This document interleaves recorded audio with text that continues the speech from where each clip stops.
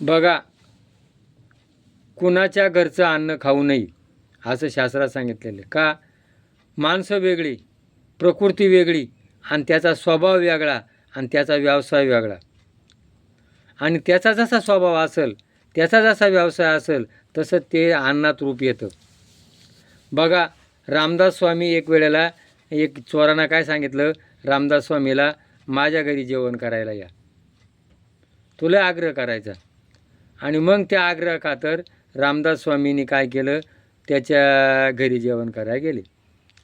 त्याच्या घरी जेवण केल्यानंतर आणि पलंगावर बसला आणि त्या पलंगावर काय जेवण केल्यानंतर बडीशेप दिली जायची आणि त्या बडीशेपाला वाटी होती सोन्याची.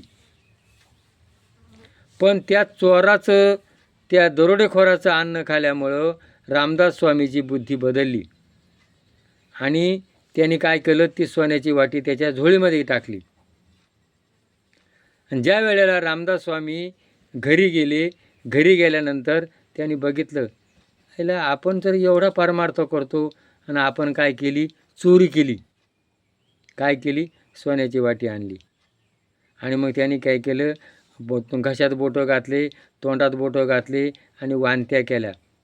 वांत्या केल्यानंतर ते विष सगळं बाहेर काढून टाकलं. आणि ज्या वेळेला ते विष बाहेर गेल्यानंतर त्यांनी ती वाटी घेतली आणि त्या दरोडेखोराच्या घरी गेले. त्याला विचारलं, भाऊ काय रे, तू व्यवसाय काय करतो? म्हणे मी चोऱ्या, लबाड्या, दरोखोड्या करतो आणि पोट भरतो.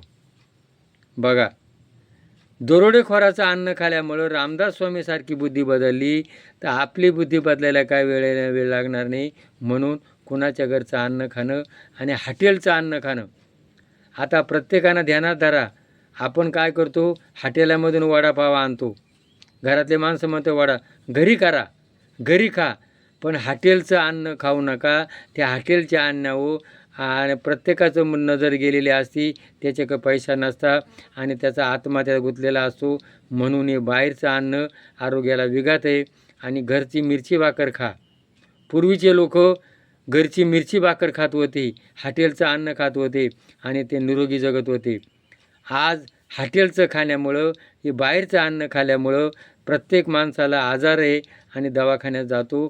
असा सुखी जगी सख्य सुखी असा कोण आहे? मग जगी सर्व सुखी जर व्हायचं असेल तर तुमची घरची मिरची भाकर खा आणि आनंदाने राहा, रोगमुक्त व्हा. आणि तुकाराम मुंडे हा तुमच्या सगळ्या जगाची काळजी करू, हा एक अवतार आहे. आजपर्यंत जेवढे होऊन गेले, जगात काय चाललं आहे यांना दिसत नव्हतं का? दिसत होतं, पण याच्या पाठीमागं लोभ, स्वार्थ आणि या स्वार्थापोटी यांना हप्ते मिळायचे आणि या हप्त्याकरता हे सगळं झाकून टाकलं जात होतं. तर कृपा करून कोणाचं घरचं अन्न खाऊ नका. आणि तुकाराम महाराजाचा अवतार आहे, तुकाराम मुंडेला सगळ्या जगांना पाठिंबा द्या. हे जर कळलं असेल तर ह्या व्हिडिओला क्लिक करा. जय भैरवनाथ.